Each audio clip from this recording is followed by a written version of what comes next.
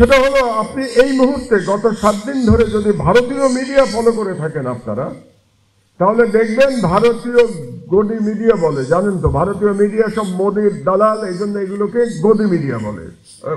ইন্ডিয়ানরাই নাম দিয়েছে গদি মিডিয়া। আর গদির আবার আর একটা শব্দ আছে গোদ নেয়া। গোদ নেয়া মানে হচ্ছে কাউকে দত্তক গ্রহণ করা, এটাকে বলে গোদ নেয়া। তো সেই জন্য এটাকে অনেক যোগ করে গদি মিডিয়া বলে, ইন্ডিয়ানরাই বলে গদি মিডিয়া।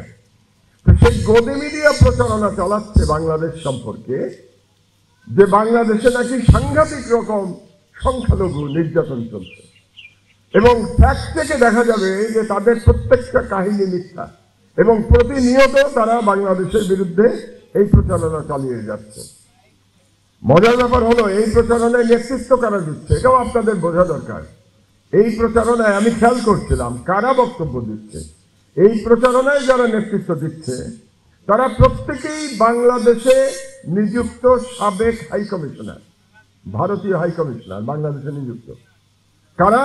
পিনাকি রঞ্জন দিচ্ছে, বিনা সিকরি দিচ্ছে, হর্ষবর্ধন শৃঙ্গলা দিচ্ছে। তিনজনই বাংলাদেশে হাই কমিশনার ছিল, এবং তারা প্রতিনিয়ত অবিরত বাংলাদেশের বিরুদ্ধে মিথ্যা প্রচারণা চালিয়ে যাচ্ছে। দুর্ভাগ্যজনকভাবে এই প্রচারণার কোনো জবাব বাংলাদেশের মিডিয়া থেকে দেওয়া হচ্ছে না, কারণ বাংলাদেশের মিডিয়ার দায়িত্ব ছিল এই প্রচারণার জবাব দেওয়া। কিন্তু ঐতিহাসিকভাবে বাংলাদেশের মিডিয়া, এটা স্বাধীনতার পর থেকেই পোস্ট 1971 বাংলাদেশের মিডিয়া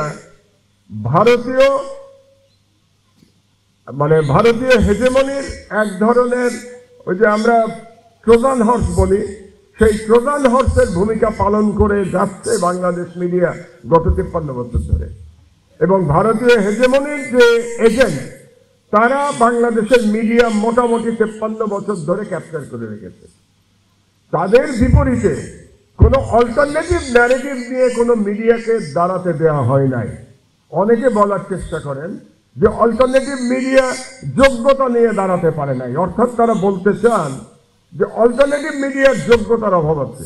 ব্যাপারটা কিন্তু তা না, যোগ্যতার অভাব নাই, আপনাকে দাঁড়াতে দেওয়া হচ্ছে না। কারণ বাংলাদেশের এন্টায়ার মিডিয়া সম্পূর্ণভাবে প্রো ইন্ডিয়ান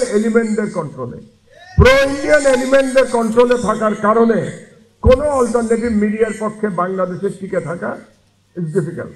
তার সবচেয়ে বড় প্রমাণ হচ্ছে আমার দেশ।